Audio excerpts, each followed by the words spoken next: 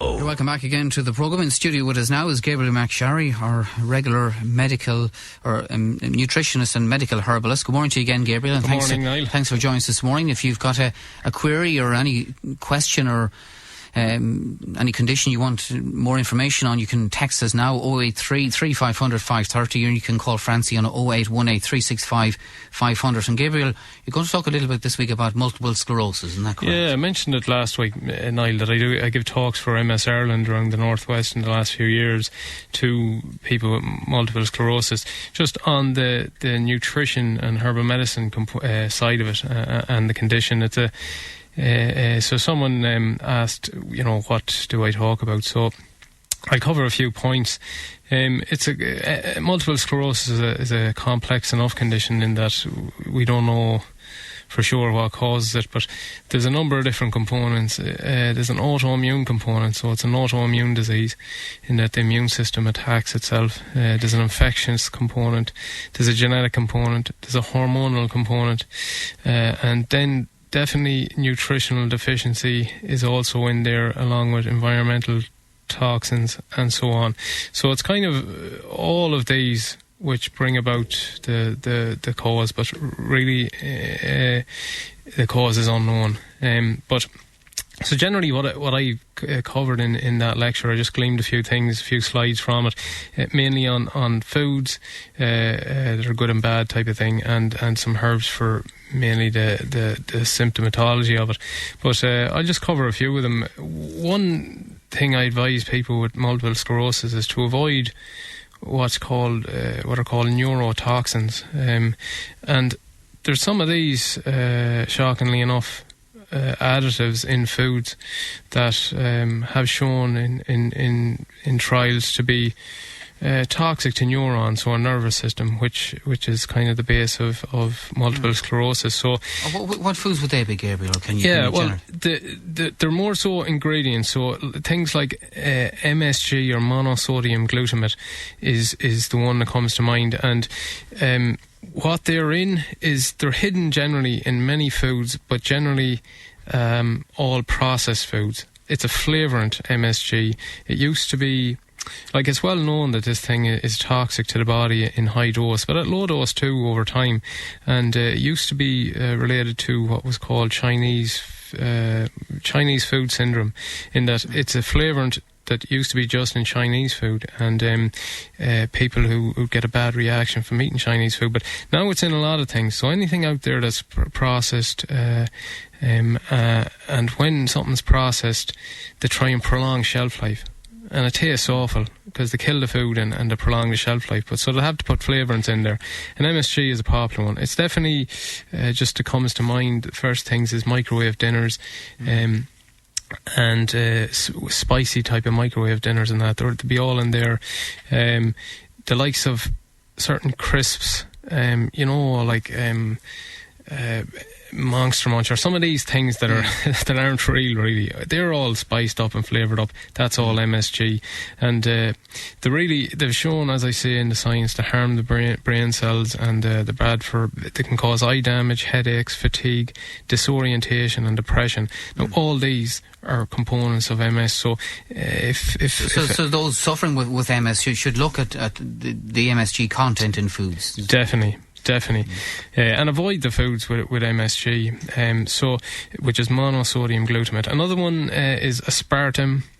Now, aspartame is an artificial sweetener, and so you'll get it in all the diet drinks and diet foods, diet yogurts, anything diet where they've taken the sugar out. As I say, they need to sweeten it up, so they put in artificial sweeteners. And there's a number of different artificial sweeteners, but there's one called aspartame, and it is no one should eat that. Anyone at all listening, really they should avoid anything with that in it, but especially people with multiple sclerosis. And here's why. There's a good it's a movie, kind of documentary movie out there. It's called Sweet Misery, A Poisoned World, and you can actually watch it free online. I know it's a link. I have a website, I have a link to it, but you might get it on YouTube. Her name is Corey Brackett, and it's she was a girl who got diagnosed with multiple sclerosis in the States, and she set out to see could she cure herself or whatever. And what she found was the only thing that preceded her diagnosis or the onset of the symptoms was that she went on a low-fat diet, and she started consuming quite a lot of diet soda, diet pop, drinks, you know, yeah. a diet drink. Lately, people, and to confirm what you're saying, lately people are suggesting that diet drinks are actually worse for you than for sure, Niall. There's no and question about that. definitely. These artificial sweeteners, especially aspartame, are toxic to the body. And the thing is, too, is that the reason they're there is because of no calories, and therefore we're seen as better for sugar and you lose weight. But the thing is, what now we know from the science is that they don't work. So as you get the sweet sensation in your mouth, it sends signals to the pancreas and so on. You still release insulin and so on. So it doesn't work on that level. And therefore they're toxic. Now, I'm not promoting sugary drinks either. They're really bad, but these things are worse because of the things like aspartame, and it can become a toxin in the body that can cross the blood-brain barrier and can cause all sorts of neurological dysfunction that you get in MS. So that's one to definitely be aware of. Also, trans fatty acids. So these are man-made, unnatural fat that causes dysfunction in the body at a cellular level. So they're free radicals. Now, trans fatty acids are what you're getting. Say, read the labels. You know, on the nutritional panel. That it's under EU law. They have to mention them now. With things like margarine and anything with heated vegetable oils.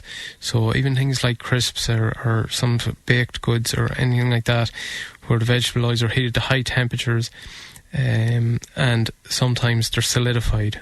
So like the likes of margarine and that, the fat, and this is also, you shouldn't really fry for long periods with the likes of vegetable oil, olive oil, and stuff like that, because they'll turn into trans fatty acids. You know, so.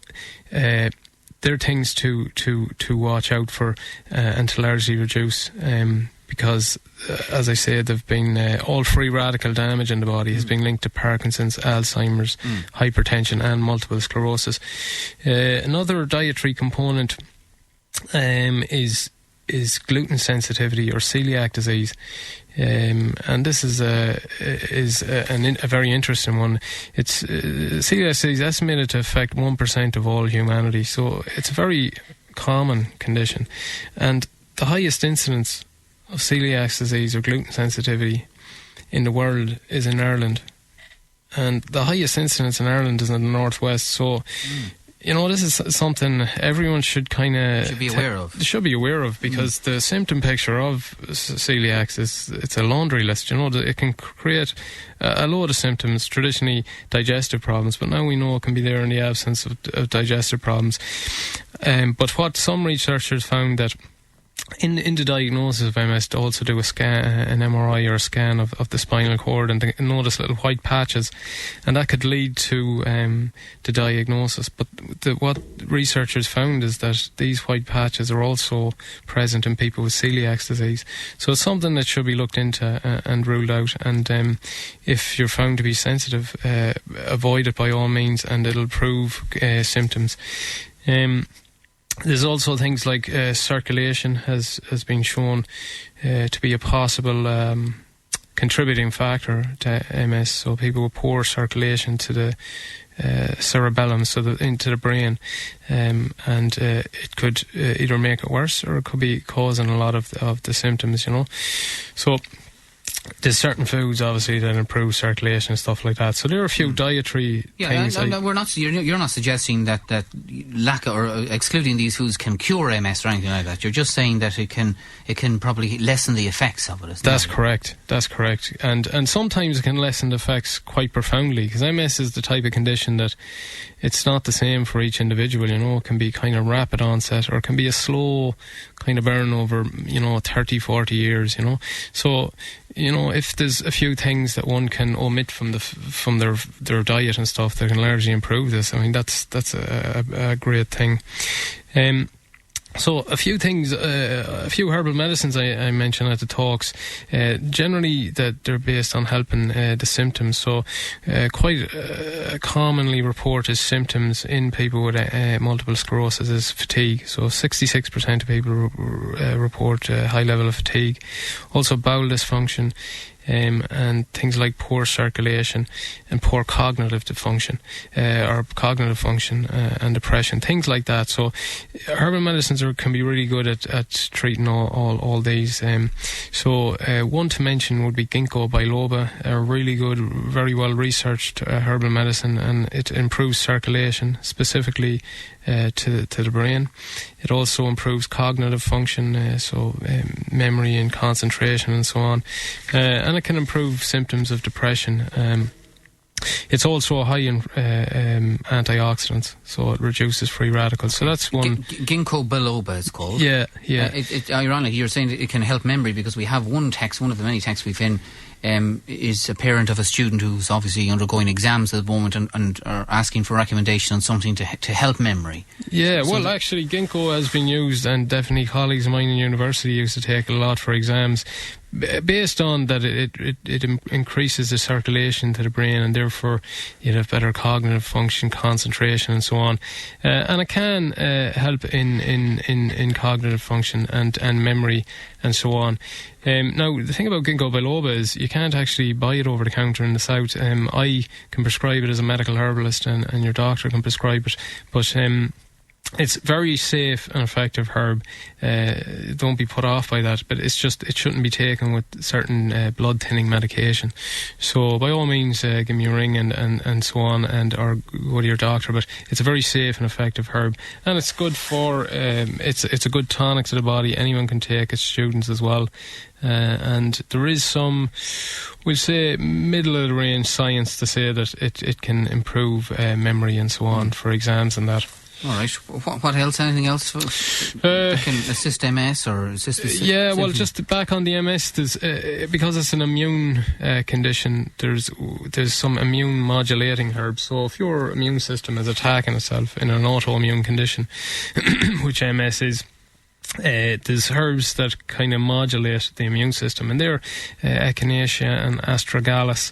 There's also what we call adaptogen tonics. So these are tonics that arrest fatigue and build stamina and strength in the body, and these can be really good for people who have MS, who are just getting through their daily lives and getting on the symptoms.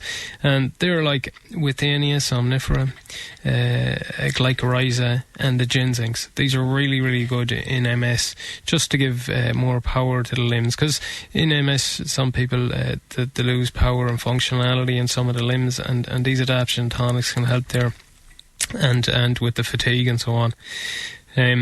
One thing I'll mention too is probiotics, and these are good bacteria you'll get in yogurts and lacto-fermented foods, and of course there's the little probiotic drinks now, but it was shown that 9 out of 10 people with MS tested had increased amount of bad bacteria and decreased amount of good bacteria in their gut, and so it's very good to get these probiotics in.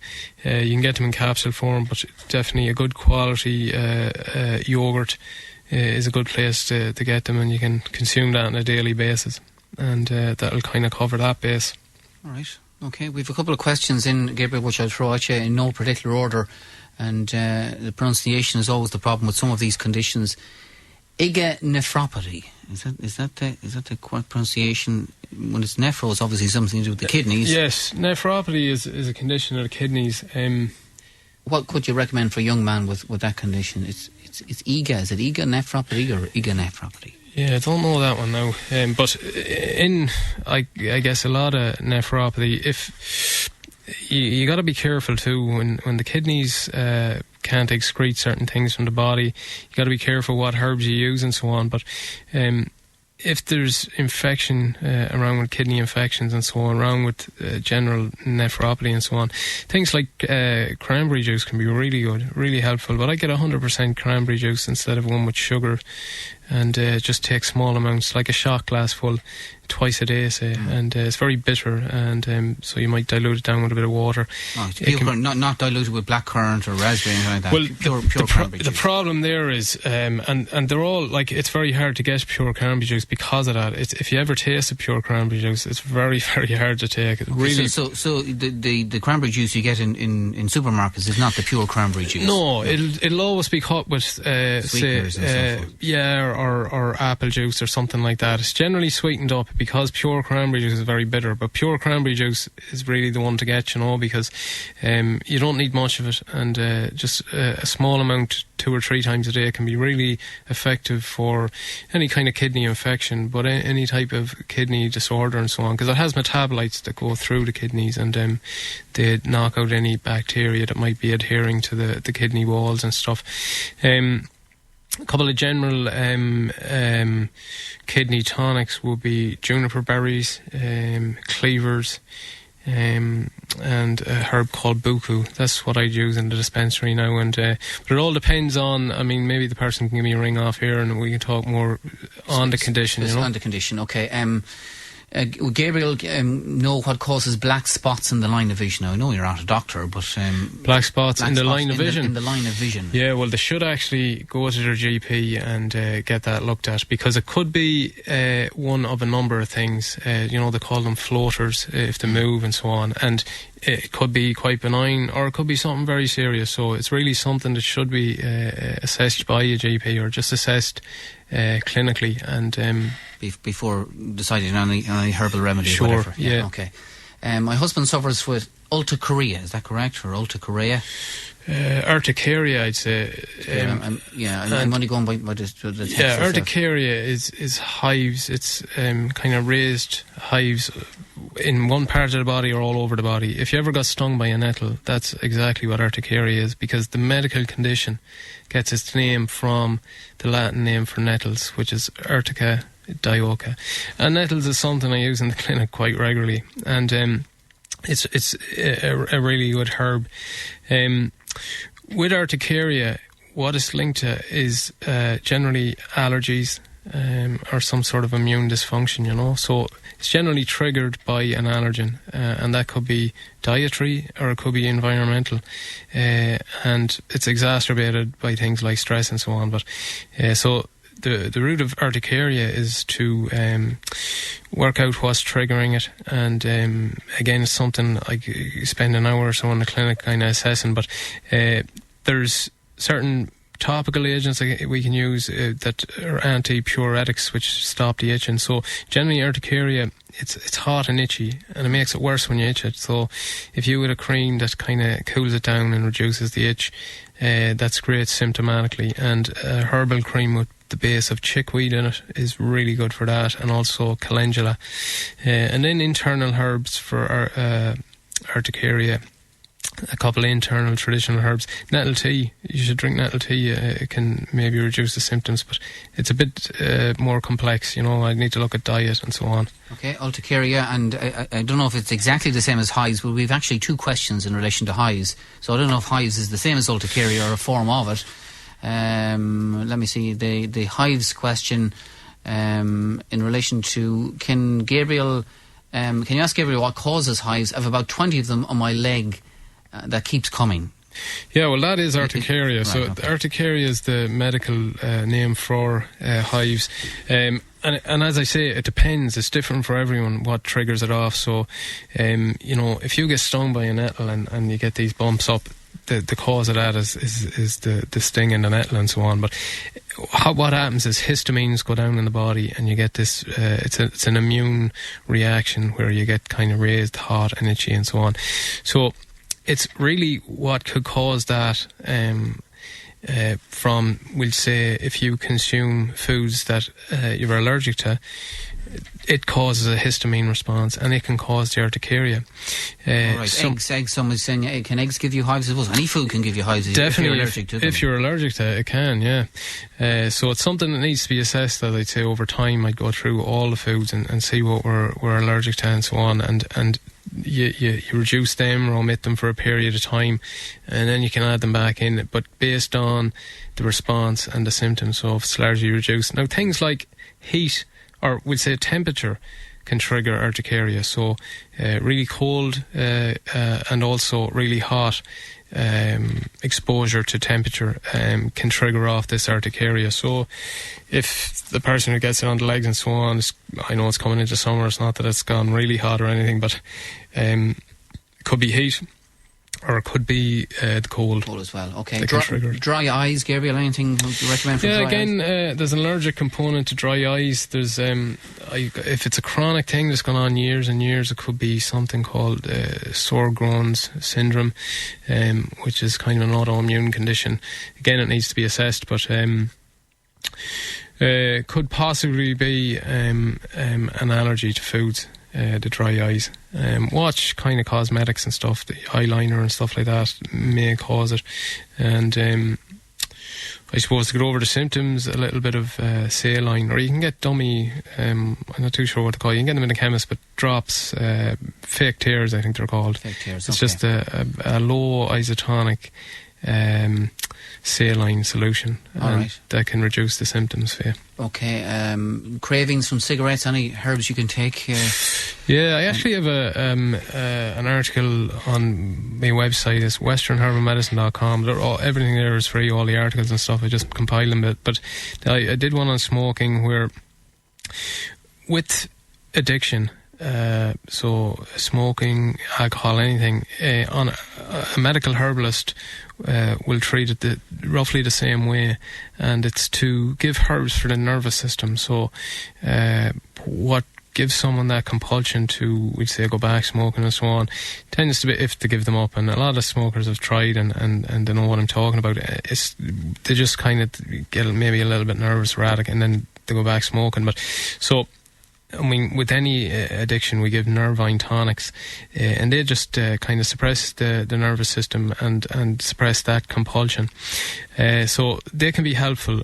Again, it's not that simple, you take a pill and you give them up and so on. But things like one of our strongest Nervine tonics and antidepressants is St. John's wort, and that can be very effective for people giving up, anything, addictions to food, cigarettes or alcohol, and so on.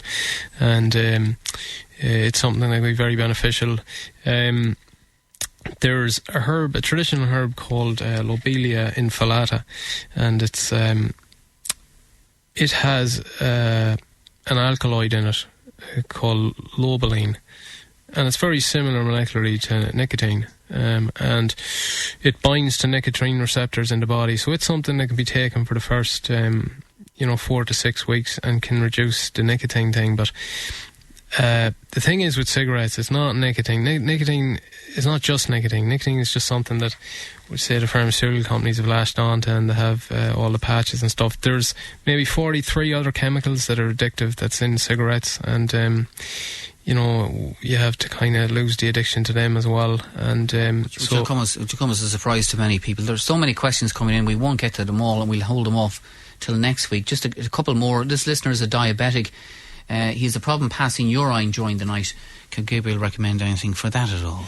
Well, we do have diuretics, which increase the excretion of urine from the body. If it's a male caller, possibly it could be a prostate condition that's unrelated to the diabetes, but it's something that should be kind of assessed and looked at medically. And just a final question, a lot of questions about prickly heat, itchy, tingly skin and so forth. Again, all urticaria, yeah. It all fits under the medical condition of urticaria, and the treatment is the same as I said earlier on, Okay, burning feet, very quickly. Yeah, burning feet.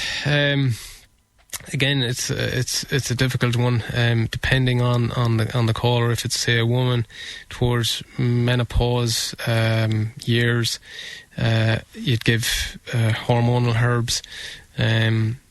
Other than that, it could be a circulation problem. If it's there, and there's also varicose veins and poor venous integrity, it could be linked there, and just circulation in general. All right, okay. Finally, Gabriel, where would someone get the chickweed cream? And someone else wants to know where your clinic is located. Clinics in Sligo and Calgary and Sligo. You can give me a ring, 07191 42940, and I have the chickweed cream there. All right, Gabriel, many thanks for joining us. We'll hold off the questions we didn't get to till next week, and thanks for coming into the studio as ever.